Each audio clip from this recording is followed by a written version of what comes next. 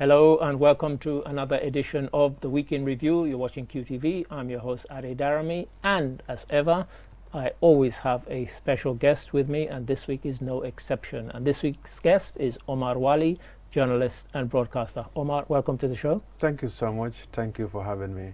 And thanks for being here. And in case you're watching this show for the very first time, this is how it works. We go through about 10 stories, 10 big stories from the week. We have a clip where we watch something about the story, and then Omar and I will discuss in greater detail. So let's crack on. First one, Gambian women in Lebanon. This one has been raging across social media and other media. Let's have a quick watch at this, and then when we come back, we'll discuss it in detail. Finally, 38 Gambian women and 2 children are set to return home on Friday, the 4th of September, from Lebanon after claiming to have appealed to government long enough without seeing any swift response. This inaction had led to frustration among the women, some of whom resorted to protesting at the Gambian consulate in Beirut. Yeah, we have been here in Lebanon 9 months asking for help, but the government didn't step forward to help us. So when we reached to that woman, Lovett Jallow, she's the one that helped us. None of us here has the money to buy their ticket. Our ticket was bought by Lovett Jallow. Now there you heard a lady there complaining, none of our governments, our government did not help us. They didn't help us buy our tickets. We can't afford to buy our tickets. Now Omar, we watched that, and actually that could have been any country, because I went online and there were women from Sierra Leone, from Ethiopia, from Eritrea, from Ghana, making exactly this same sort of thing. I mean, what were your thoughts when you saw and heard what had happened with these women? Well, I was a little bit surprised, knowing that our people are still going through similar challenges that, like you mentioned, other countries in Africa, because domestic workers from that part of the world, especially in the Horn of Africa, face a lot of challenges in that part of the world. And even Saudi Arabia, I watched a clip from a Ugandan lady. I know how she was mistreated in that country. Yeah. And our people also, you can understand, it is a situation that led them to leave this country. Sure. No proper jobs. And I interviewed 1 or 2 of them a couple of weeks ago, and what they told me were the conditions, harsh working conditions. Some of them were raped, some of them were kidnapped. And I remember one of them said her kidney was stolen. So this is a very deplorable situation for our people. I mean, when I watch these and I hear these, I always think that it's a comment on the fact that people are willing to, they hear these stories, and yet they're willing to go to these places and put up with that in spite of these stories. I mean, the one you mentioned, there was one incident in Saudi Arabia which again went viral, where a woman who apparently, through an accident, the child in her care died, and she was beheaded publicly. I mean, and yet people still go to these places. I think this one is an eye-opener for our people, especially those who want to go to Middle East or North Africa to look for better life, as they put it. When you look at those who were there before them, they will come and narrate this story to us, but it's difficult to believe them. But we know how Gambians are. They went to the consulate. I saw someone with a hammer. They're trying to break the door.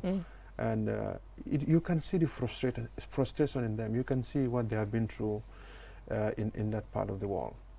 And I think in one of the instances when we spoke to somebody from the consulate, they were saying that it's all right, these people coming and complaining and saying we're not sending them back, but a lot of them, we weren't responsible for bringing them here.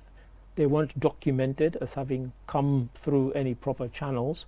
And so, in many cases, we didn't even know they were here until now they turn up and say, I'm Gambian. Yes, they will say that. But it is your responsibility as a government to take care of a citizen wherever they are in the world. It's obvious that no government can provide job for the entire population. But we know once in a while, some of them will risk and sneak out of the country and go and look for something. But when it's difficult for them, obviously they will come back. They will raise the alarm and say, we are here. Yes. And that is the time we will come to their aid and rescue them from that situation. Of course.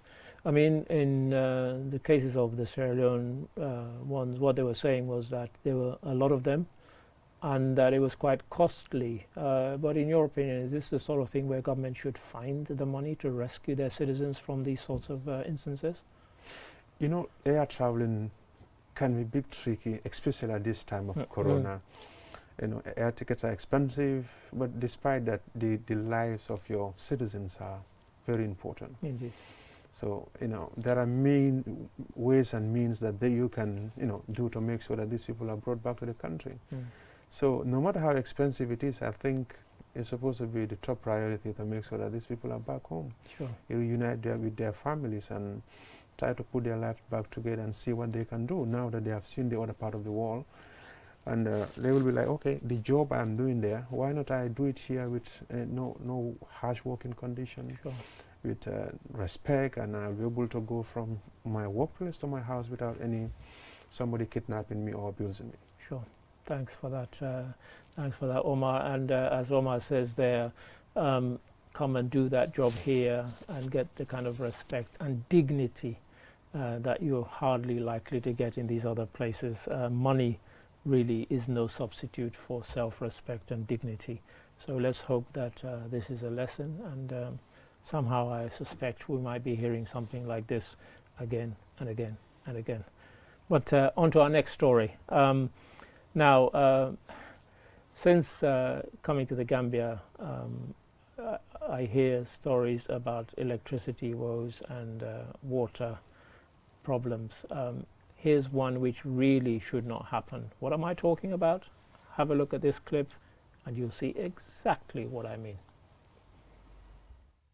Bansang Hospital is one of the biggest and busiest in the country and has undergone a major transformation to provide quality health service delivery. However, the lack of a stable and reliable power supply by NAWEC is undermining health service delivery at the moment. There are 2 out-of-use generators at the hospital. At the time of our visit, the third and only functional generator had also gone down for maintenance. The hospital management resorted to hiring this generator, which lacks the capacity to serve the whole hospital. This was evidenced as we found out one of the patients using an oxygen tank instead of this oxygen concentrator due to a lack of electricity. Health personnel on night duty are also sometimes compelled to use their personal mobile phones as a source of light for visibility to carry out their work. In the short term, management has provided these rechargeable lights in the wards. Now, anybody watching this or any other program that I'm on QTV probably thinks this guy has an agenda.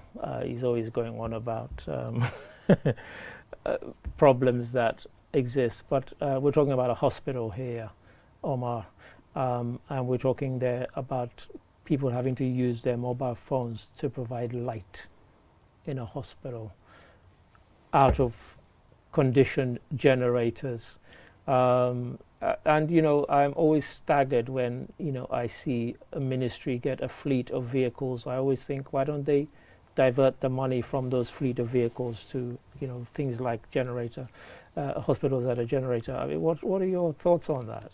I think the problem we have is misplaced priorities.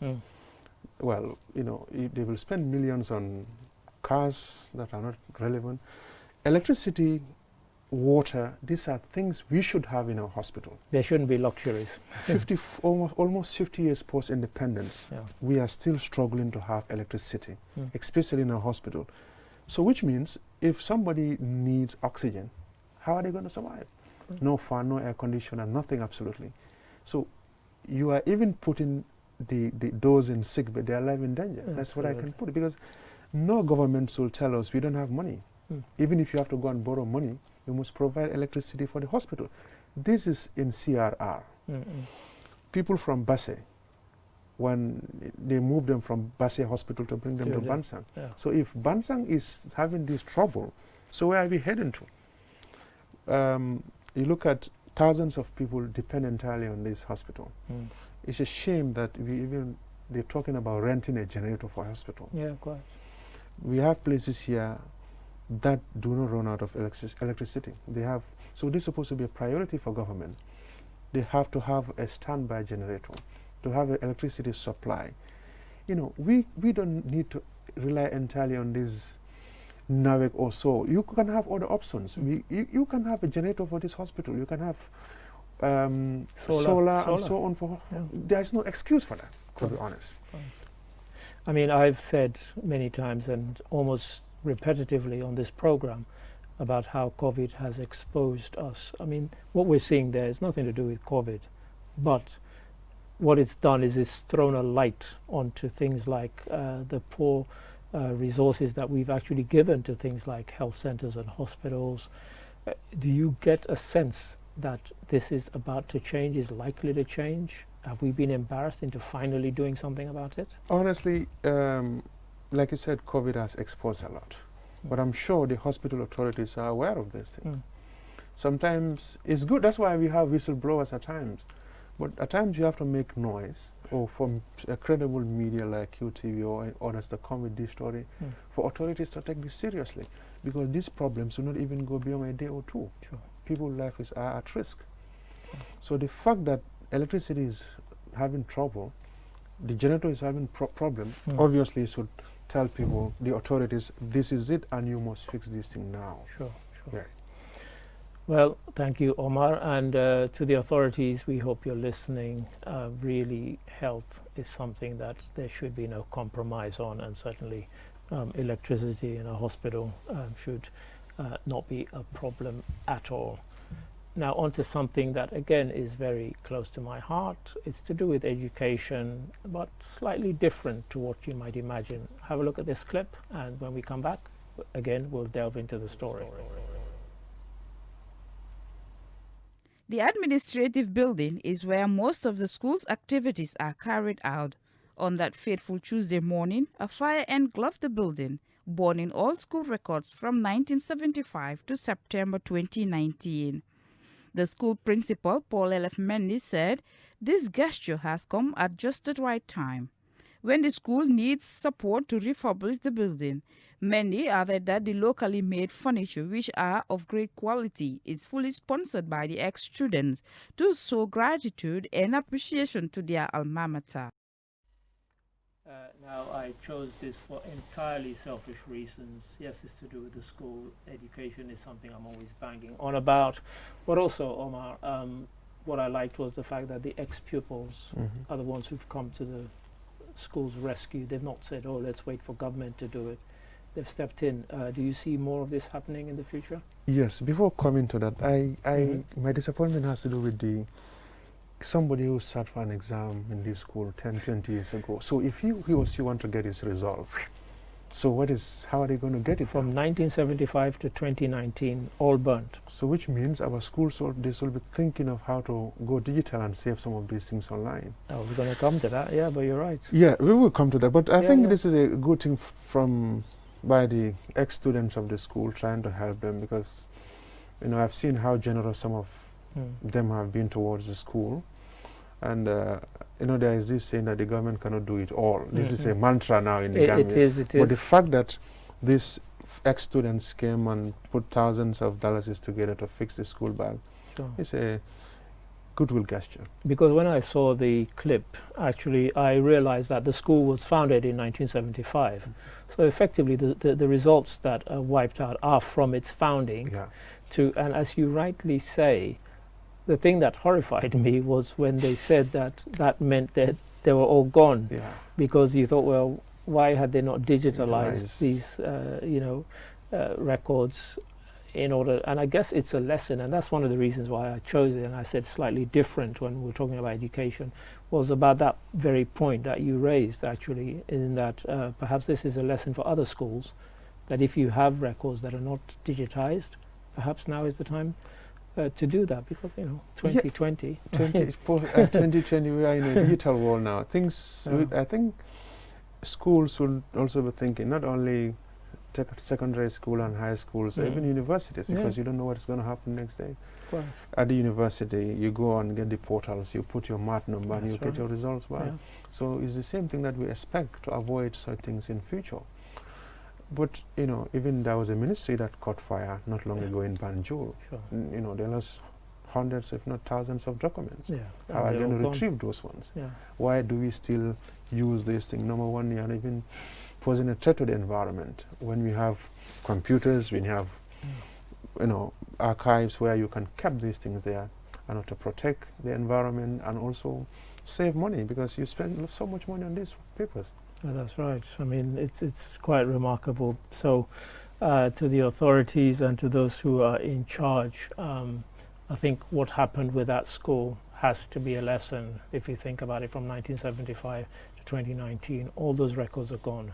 And so if you have records that cover that same time period or even older, I think now is the time to start thinking about making them digital. Right. There's no excuse. And if anything happens, God forbid, then you end up regretting it. So again, Omar, thanks for that insight.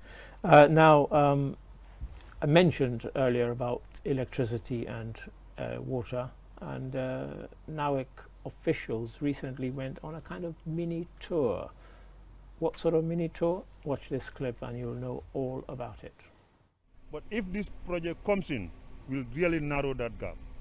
NAWEC's Board of Chair, Usman Mohamed Cham, expressed satisfaction with the ongoing work but stressed that they will not relent until the public is satisfied when it comes to access to clean drinking water. There is a population explosion in the greater Banjul area, and as a result, the need for water is becoming more and more urgent. I'm very much impressed. Of course, the milestones are very important, but what's important for me is, when is water going to flow to the people? When is water going to flow to the people? As the gentleman said there, I think that's the crucial point, because every week, almost every month, we see, yet another grand project. But if I'm watching that, I'm at home, I'm thinking, well, when is the water going to flow to me? When is the electricity going to flow to me? I know now I get a lot of criticism, but again, you mentioned all these years after independence, we're still talking about these things as if they're luxuries rather than necessities. Well, I don't think the official is saying the population is exploding. I think that's the question he and the officials should discuss there. Yeah. Because you look at some communities, Kersering, Kololi, they're still struggling to get water. Recently. Yeah. So, and this is not an excuse. Why is it that NAWEC cannot provide water for people? That's the question we should ask them. What is the problem? People should have electricity. People should have water. But why is it that still now the problem is still the same? Sure. So they should be thinking how to provide these things for people. How should people have access to clean drinking water? But now they have one borehole here. I know of some families, they work over 2 a.m. to fetch water. Right. Some of them are forced to, dig boreholes and so on. We've featured some of those. Yeah. So, yes. And these are things that should not happen. As a country, as an independent country with institutions, these are things we should not even be discussing now. Sure. Right. I mean, one of the things that I sort of sympathize with when he mentioned the population explosion, you take my home country of Sierra Leone, the capital, Freetown, growing up, the most the population got to was about 250,000. Now the population is probably close to 2 million in the capital. Freetown alone. In Freetown alone. Right. And so Guma Valley, which provided the water, is under serious strain, because obviously it was built for a maximum population of about 450,000. And now you're well over 1 million. And as I said, you're getting closer to 2 million. That's scary. And so, when he talks about a population explosion, I don't think anybody has planned for that. And that's what they're struggling with, because there are areas where people are kind of bunched together in numbers. And of course, all those people need water provided to them. But is it a case of a failure to plan for those sorts of things? Unlike Freetown and Cape Town, because they also ran out of water last year. Yeah, that's true. But that is not our problem here. There is water here. Our problem here is failure of leadership. Because they know that, well, Kanifing, for example, they have 100 people 10 years ago. But now we are having 300 to 400 people, or 5 or 1,000 people. So you should think how to increase. Yeah. So, but you cannot, Kanifing, Serekunda, Bakote, and they cannot use the same water tank. You expect them to have the same. So at least when the population is growing, that's how you think, that's how you should also grow. Sure.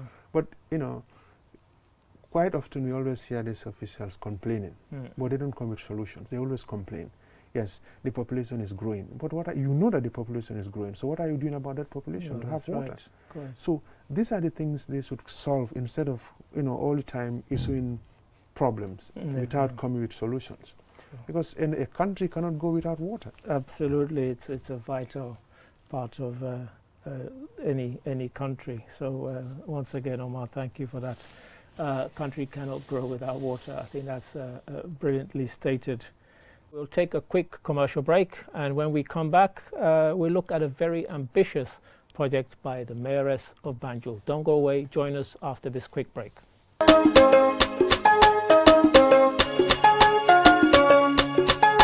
Na nga dem na mën naa la de. maa yaa.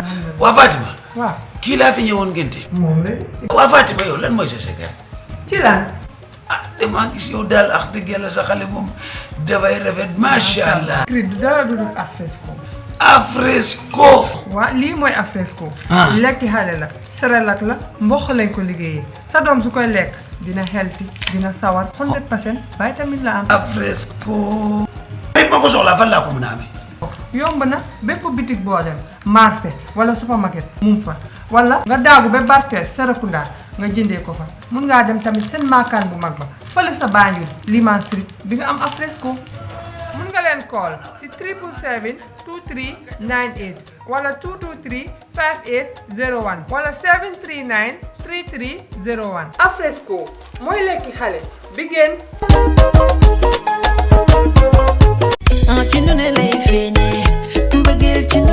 xoolal ma Kaneson bi di meew mi ñu tam lii mooy meew bi nga xam ne moom mooy cooking milk bii non ak a neex ak a baax ci xale baax ci mag baax ci kuy def sport képp koo xam ne rek yaa ngi jëfandikoo meew jàppal ne Kaneson mooy sa meew te ñëpp ñoo ko mën a jëfandikoo ndax dafa am vitamine A plus D kon ci ñëpp la baax boo amee jabet sax mën nga koo yuus boo bëggee defar sa ndékk ci Kaneson maa ko bëgg pii lépp looy togg lu laaj meew rek Kaneson moo ci gën kon daw leen jëndi ko gaaw marché supermarket ak bitik boo mën a dem ci réew mi fa fekk Kaneson bii xammee leen ko ak kolam bu rafet bii te piire mbaa nga fekk leen seen makaan ma ca Banjul ca American Shop xoolal ma seen bitik bu yanji bii fii mooy American Shop xool leen ko bu baax bépp bagage boo soxla ci àdduna boo ñëwee fii di nga ko fi fekk cay American Shop non sama gars yi ay ndaanaan ngeen mbaa nga oo leen ci nomba yii di daw ci suuf jël leen gaaw ngeen oo leen moo xam wholesale wala retail lépp loo ci soxla rek ñu jox la ko Kaneson milk bii man moom laa taamu.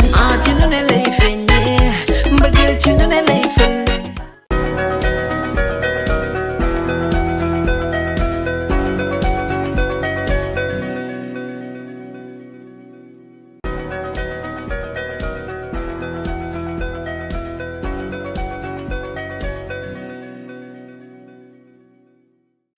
Welcome back, and if you're just joining us, you're watching the Week in Review. I'm your host, Adi Darami, and my very, very special guest is Omar Wali, journalist and broadcaster. Omar, once again, thanks for coming along today. Thank you so much, Adi.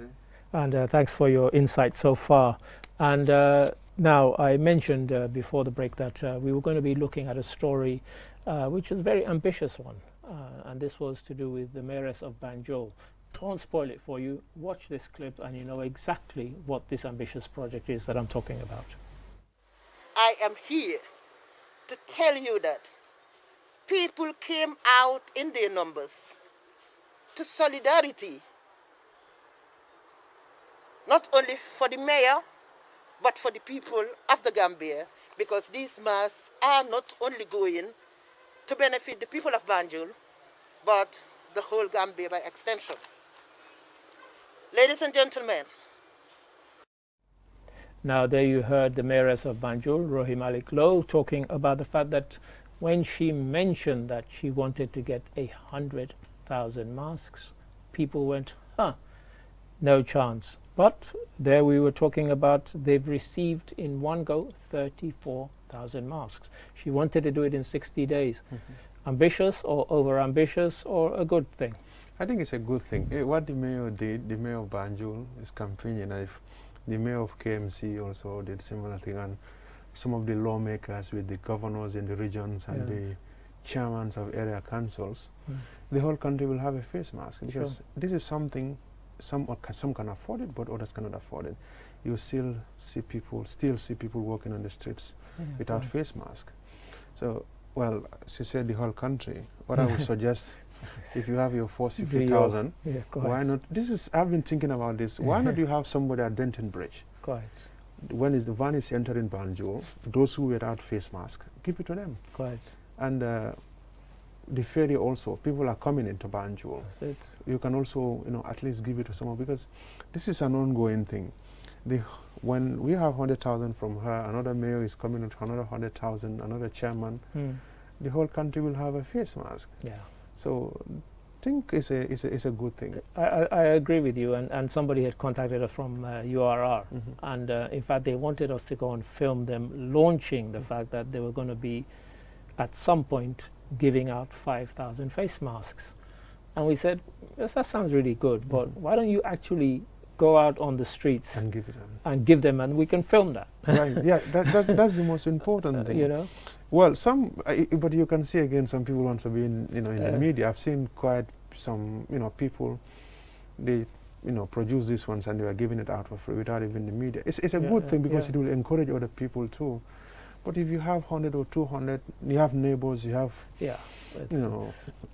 people going in the street without face masks, you can just stand at the Johnson and give it out. I saw some people selling at Johnson's at some points, but not everybody can afford. It might be cheaper. When you talk to some people, they were like, well, but what is face mask? But some of them think about what to put on the table for before covering their, face mask and noses and so on. I mean, just before we came into the studio here, I had to go down to the shops to buy, and it suddenly struck me, not that I was looking for it, but just the sheer number of people I passed where I was the only person wearing a face mask, and that's on Kairaba Avenue.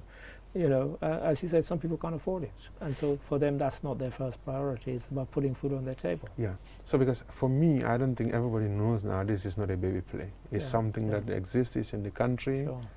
But if you see some people also working well, to some they will be like, oh, maybe he's not aware of the dangers, but he doesn't care. But maybe affordability also is another factor. Sure. Right. And I think that's one of the reasons why we have to commend this initiative by the mayor. But as you say, I mean, we'll expect not only the mayor, but those who can afford it too. Sure. Well, whatever you put in this thing, you are helping your fellow Gambian brothers and sisters. Sure. Right.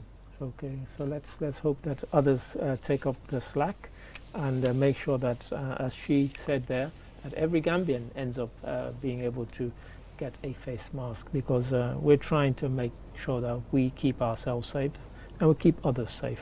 So once again, Omar, thank you for that. Thank you. And now this is another one, which is about a bailout package where the beneficiaries are women. Why is that? This clip will tell you everything you need to know. The Strengthening Women's Economic Initiatives in South and Central River Region is a 3-year project funded by the European Union. The €333,000 initiative, 300,000 from EU and 33,000 from Action Aid commenced in 2018. These 26 beneficiaries, who each received $10,000 in cash and check, are among the 526 who will benefit from the project's COVID-19 response. Officials say 200 women will benefit from sanitary items, while 300 households will receive food aid. The project seeks to enhance women's economic empowerment and participation in the region, and to increase women's access to and control over productive resources, thereby empowering them to participate in sustainable economic growth. Again, my selfishness showing through here. I chose that story because I particularly liked it, that they were helping women who might not be able to get sort of financial aid or other aid. But what were your thoughts on that, Omar? Yes, the aid is important, but the beneficiaries and that part of the country. Yeah. People tend to forget about other part of the country. The concentration is Banjul and Serekunda, the greater Banjul area. But there are thousands of people also. They are part of this country. They need that support to also take care of themselves and their families. Yeah. So I think this is a good initiative. So if we can also shift the concentration and consider those people also, in a year or so, things might get improved in that part of the country too. I mean, to be fair, we've heard recently in the last few days or so about a sort of EU and World Bank funded one where they're working with the government where they're targeting 83,000 people across the country, and so they will actually be going to different regions. But I think most people will get the point that you're saying, that there are other parts that actually need it as much or even more than the ones that seem to be getting all the publicity and they're being highlighted. But also, this one is specifically for women. Again, a good thing? Yes, a good thing. Most of these things coming out, they tend to benefit, men tend to benefit more than women. And 83,000 women is a huge number for a country like Gambia. Quite. If you can help that amount, well, we will see a lot of changes in a year or two to come.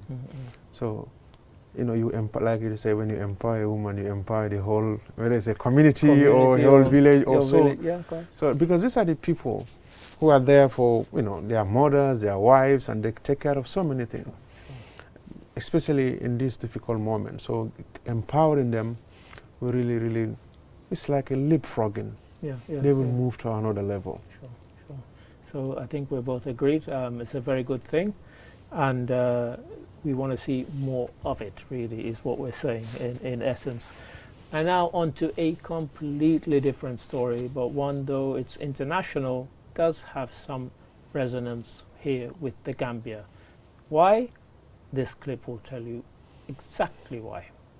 The sanctions order, specifically targeting the Chief Prosecutor, Fatibon Bensouda, and the head of the Jurisdiction, Complementarity and Cooperation Division, Fakiso Musochoko, authorizes the travel bans to the U.S. on the officials and their families and blocks their access to their assets in the U.S. The order also cuts them off from commercial and financial dealings with U.S. persons, including banks and other companies, and non-U.S. citizens who assist the ICC in investigations to which the U.S. administration objects will also fall foul of the order.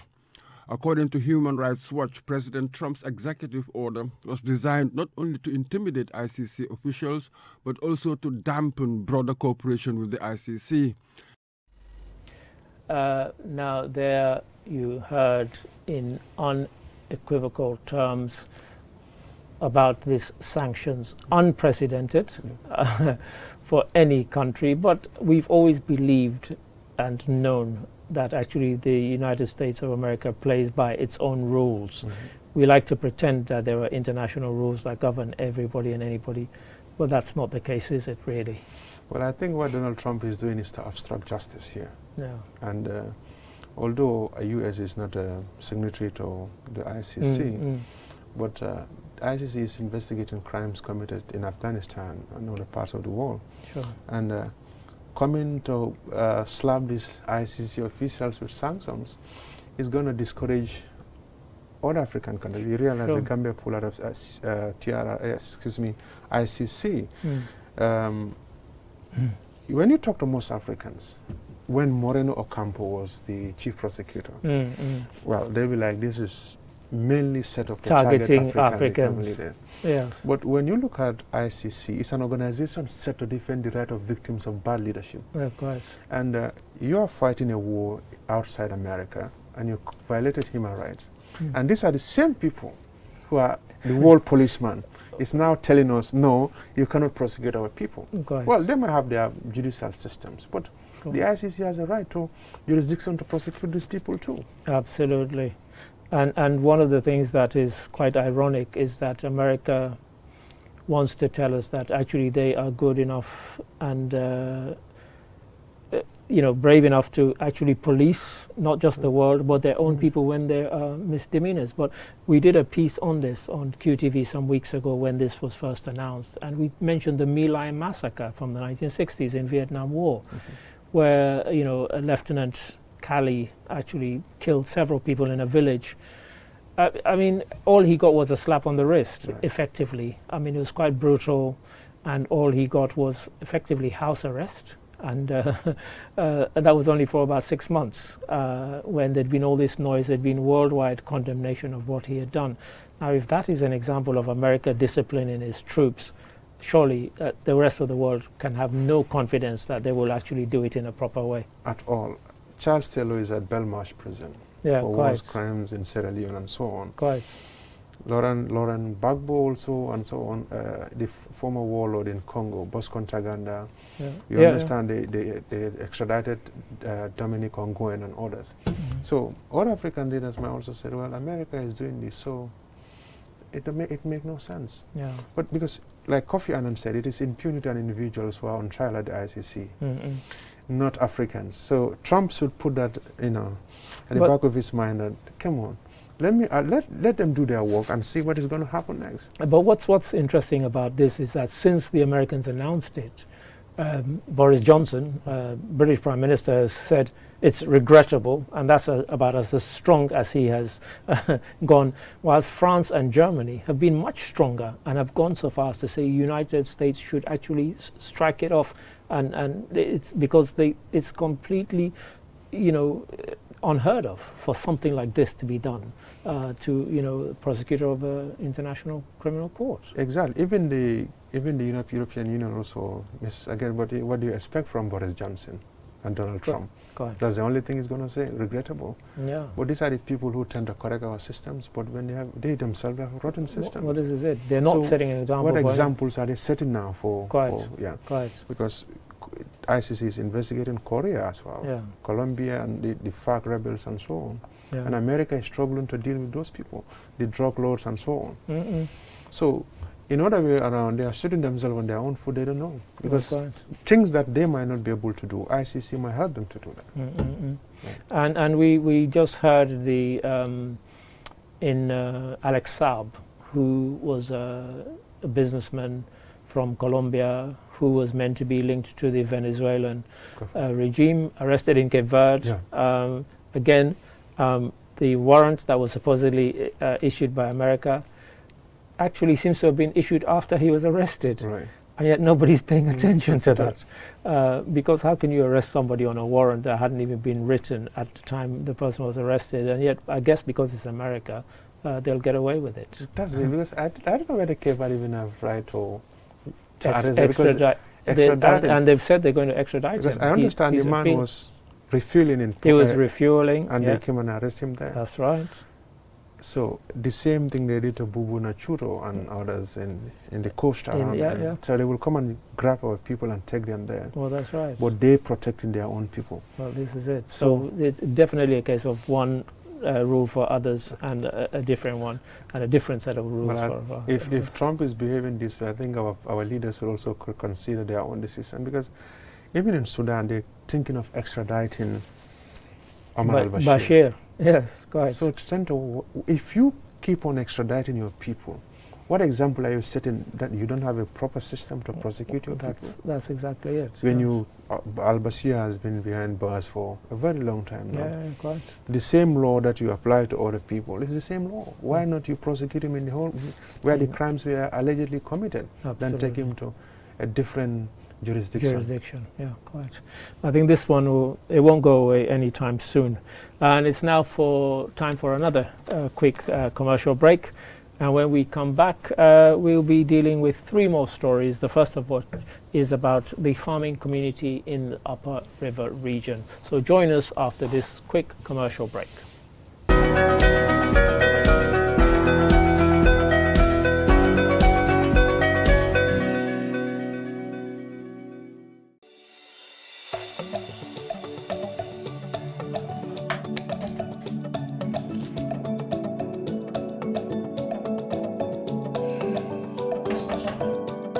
Sunkuto ifele nyenyare fika fintile finto hani nganya abunkono nganya koba kono beta birolela ilo sisi wani nyimpare ba tiri nti jagal tale nkoto na tiro le nyanta na la kontonga ndum felentin na lol nin kembol bela besinande mikela nyaadi mbuka tabiro ke di lola oryx gas nka tabiro ke ni wolela alana yata ateriyata asoniyata anite no la je nafula le sang mbatu ne fu kilingola janin tilobe boyle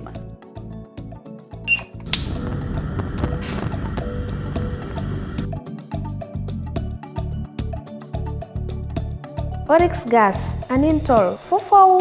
Oryx gas isa soto no atlas la dinkiral beto nyimbanko kan.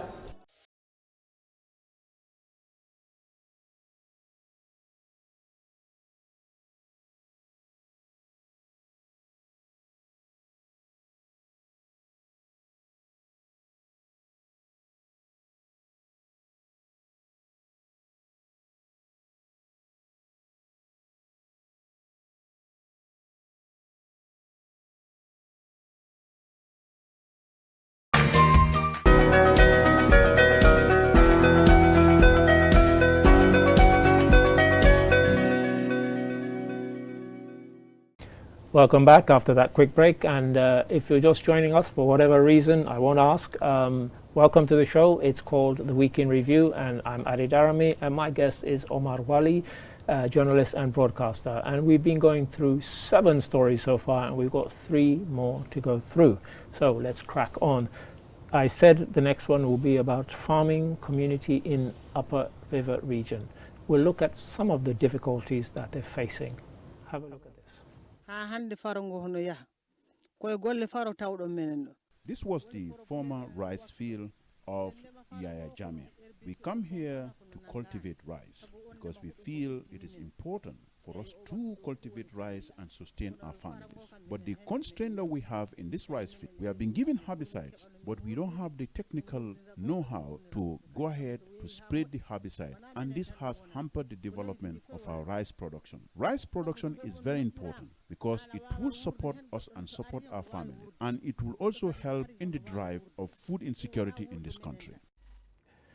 Rice production is very important, you heard in that clip there. Now, Omar, we keep saying it's important, 70% or more of our people who are engaged in farming in one way or another. And yet, you heard somebody saying they're being given fertilizer but not shown how to use them. I think that's a failure because need assessment. Quite. That's what they fail to do, need assessment. These are people, they have been in this business for a very long time. Before giving them fertilizer, go and ask them, what do you want? You have to do the need assessment first. From there, they will tell you, well, fertilizer is important, but we need maybe a farming equipment. Quite. Or we don't have even a proper gloves and so on. Look at the working condition. Maybe the fertilizer might not be an issue for them. They're thinking about the market after harvesting, who is going to buy this. Sure. So these are the things our people should consider, but we are not paying much attention to that. Well, you give somebody fertilizer, but what next after that? Yeah. Yes, after all that, you harvest the farm produce now. Do they have a market? What do you do? Yeah. Are they going to be doing the same way of doing farming? 20 years ago, 10 years the same way. They cannot even have a proper housing. They cannot have a proper, at least if you have been doing something for 10, 20 years, we expect these women to have loans, to build houses, to pay school fees, to live a decent life. But even to have a proper clothes, they don't have it. They don't have a proper working tools, gloves. And for me, the most scandalous is the fact that some of these farms, rice farms, their yield from 30 and 40 years ago was greater than their yield now, when it's meant to have improved. As you rightly say, it's all right giving people, fertilizers, but did they do a needs assessment? What is it you need? What do you want? Rather than here, go and fertilize your land. I mean, surely that should be step one. I think one thing also has, according to experts, Gambia, the CRR part, SAPO and other part, they can feed the country. But why are we still importing rice? This woman is telling us no technical know-how. Correct. Okay. What are you doing to improve what she's doing? What are you doing to make sure that she's having a plot? I don't know much about this farming thing, this rice production, but if she's having 100 by, or 20 by 20 this year, what are the plans for next 2 or 3 years to have at least 100 by 100? At least she can produce more, supply the whole community or the whole region and the whole entire country as well. I mean, you talk about supplying the whole country, you talk about food security. Is that the problem, that governments successive governments talk about it, but don't seem to be putting in place the things to make it happen? Well, I don't think they put too much energy or effort in it. Mm. Because the interest is just the import. Because things like rice, banana, onions and so on, potatoes, we should not be importing those things. Yeah. So, but why are we importing those things? Do we have a system in place? Mm. Well, I understand somebody's having a banana farm, the Indians in CRR, that part of the country, they're making fortune. But still we are having bananas imported into the country. Oh. Who is protecting our farmers? Somebody is producing rice.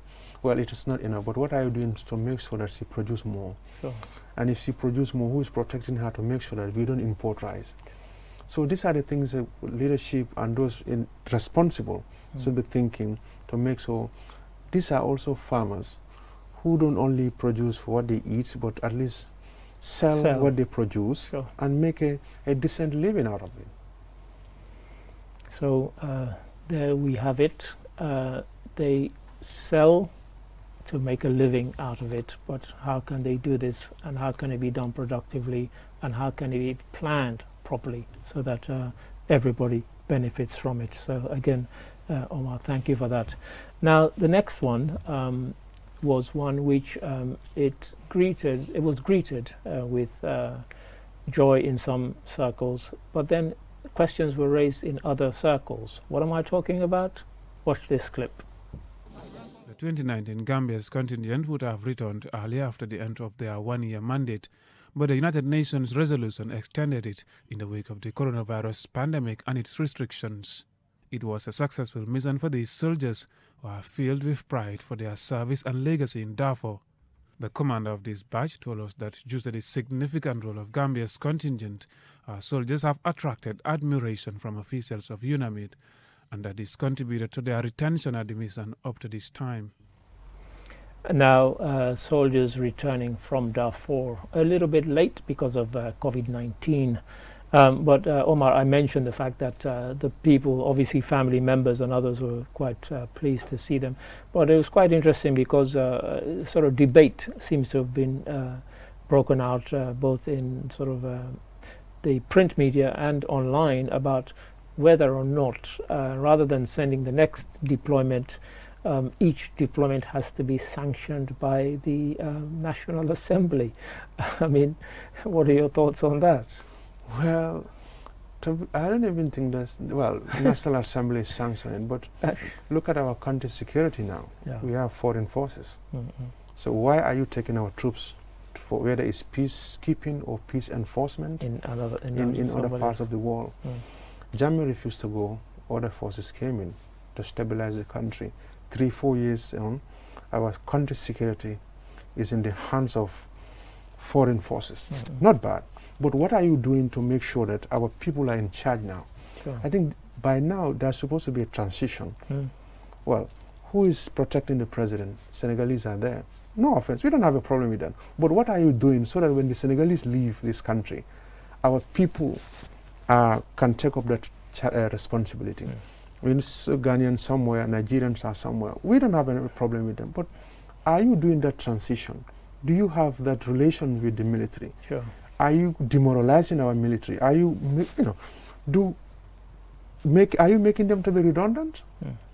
I don't think our people say, well, they can go for peacekeeping, but back home too. They're super responsible for our own security. These are the people, these are our brothers and sisters, these are the people who know our problem now. I'm not a security expert, but I think Gambia is relatively stable now for our people to take charge of our country. Sure. Foreign forces will not be here forever. Our leadership from the president, I think this is something you should consider. Let our people be responsible for our own security. And what's interesting about the Gambian troops in Darfur is that their main job is actually protecting the UN headquarters in Darfur. That is it. These are from since inception, Gambian troops have been credited for being the most disciplined forces in the world. You hardly hear any trouble. They come trouble whatever in that part of the world. If Gambia is credited, our security is given that, why not we have that too? Yeah. We know how, a lot happened which left a bad taste in many mouths. But you cannot punish them for that. We cannot continue to have them and somebody is in charge. No. If Gambian security can do it better in Darfur, if they can do 10, they will do 25 in the Gambia. This is their home country. Quite.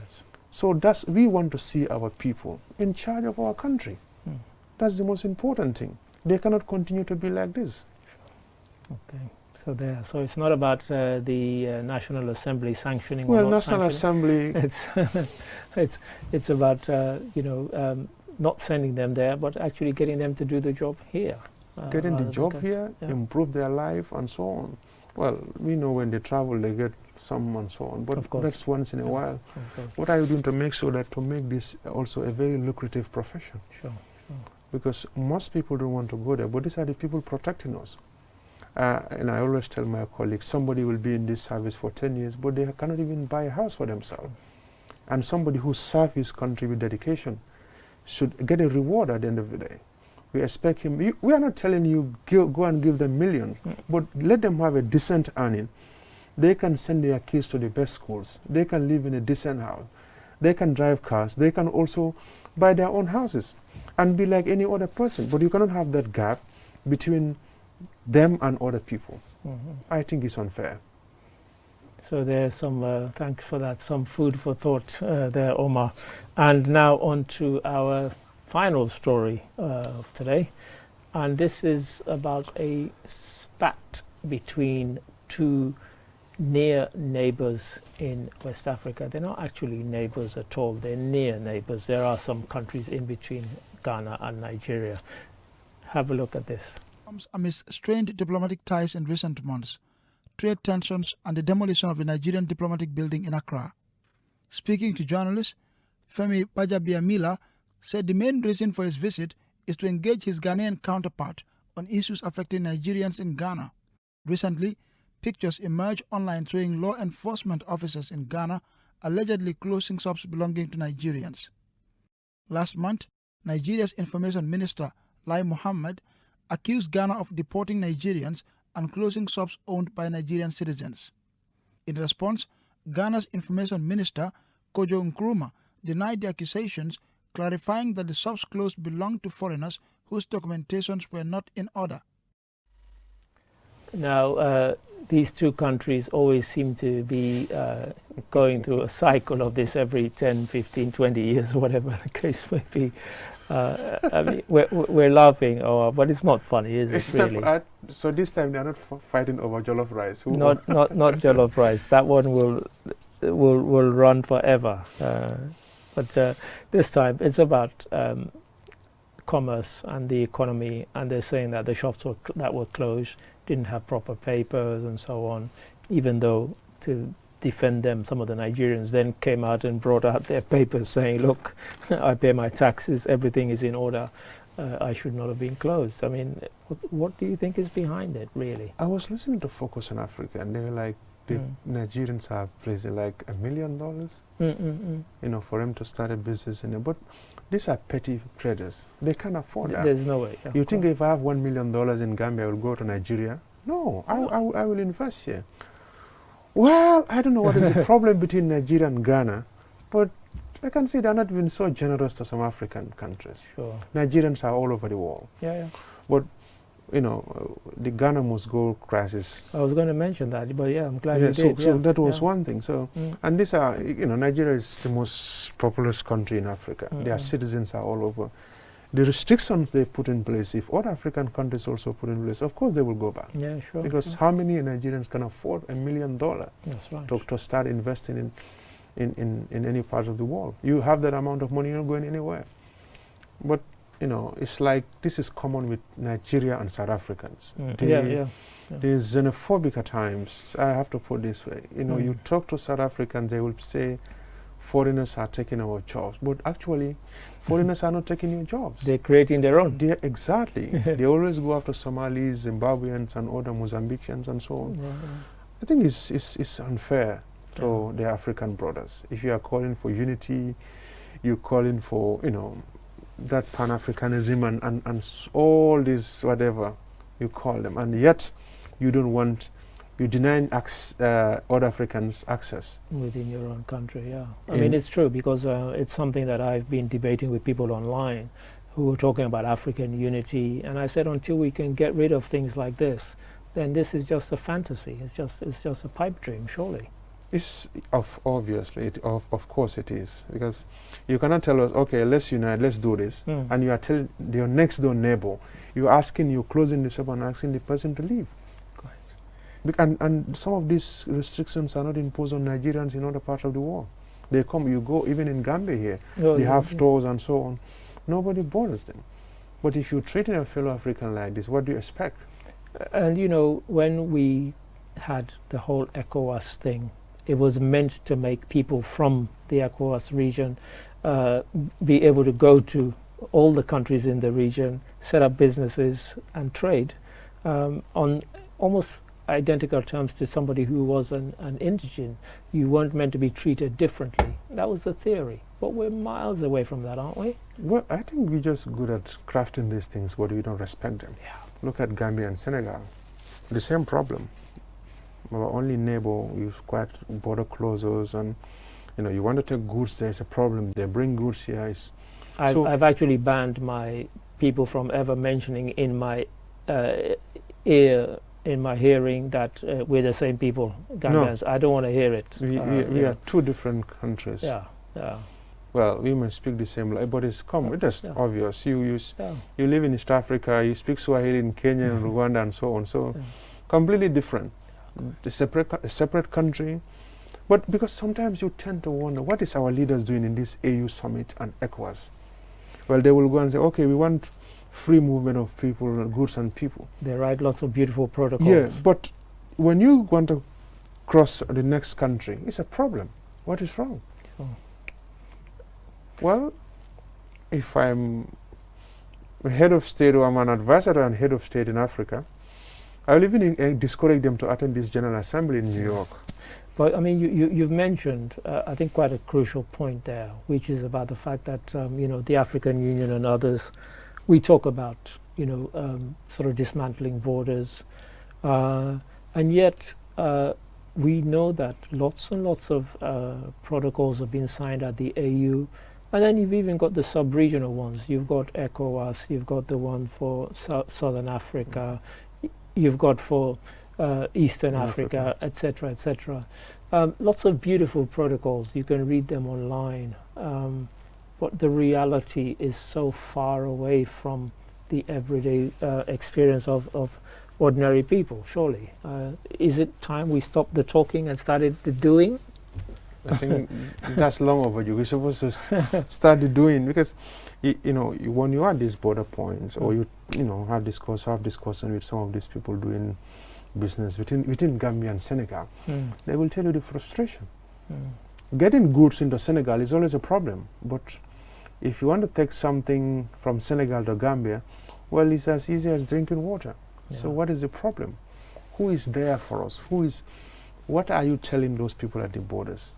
Do they know that protocols exist? And yet last year, I think it was, or was it early this year, they had the thing with the transport. The transport unions. The transport unions. I mean, this is something that's meant to have been agreed and so on, and there are protocols. You could show the piece of paper. People were holding out the piece of paper saying, look, it's there. But people just ignored it and seemed to be making up their own rules as they went along. Well, I think what the problem is, of recent we have seen how the stance Gambia Transport Union is taking. But Senegalese, it will deliberately, the transport union will say, no, we are not, our bosses, GTSC, they are not allowed to get into Senegal. They stopped them, yeah. And one Gambian trade union said commercial vehicles from Senegal will not be allowed into the Gambian territory.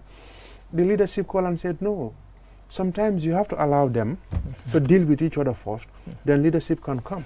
And why do you always go to Senegal to discuss these issues? Senegalese transport union decided to close the border. Correct. And the Gambians said, we are going to do this. They are feeling the pinch. You board the plane and go and discuss with them. Why? No, if they can come, meet at the border and discuss. Correct. So these are the things. So we have a lot of problems to address. We have a lot of things to address in this country. And the reason I chose the kind of Ghana, Nigeria one is because exactly what you've said, is replicated in other things. You have Kenya, Somalia, you have, in so many bits of the continent, we have these actually neighbors and near neighbors fighting each other and so on, and yet we talk about unity.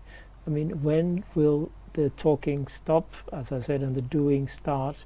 And really, because of the way we've been divided into these countries, based on the kind of the colonial powers, do we just accept the borders and say, okay, that's it, or do we do something different? well, we can say, okay, let's accept borders, but let's make things easier for our people. Sure. When you get a Schengen, you can get all these European countries as a Gambian without any European citizenship. So why is it difficult for me to get into Niger from Nigeria in one of the northern states than get into Europe? It's easier to travel there than here. Sure. They have to ask you all this. They make life difficult for you. When you are an African like me, our leaders sign agreements, protocols, and said, allow people to move. So long I have my ID cards or passport, let me just get into the country. I think that's a good point to end on, Omar.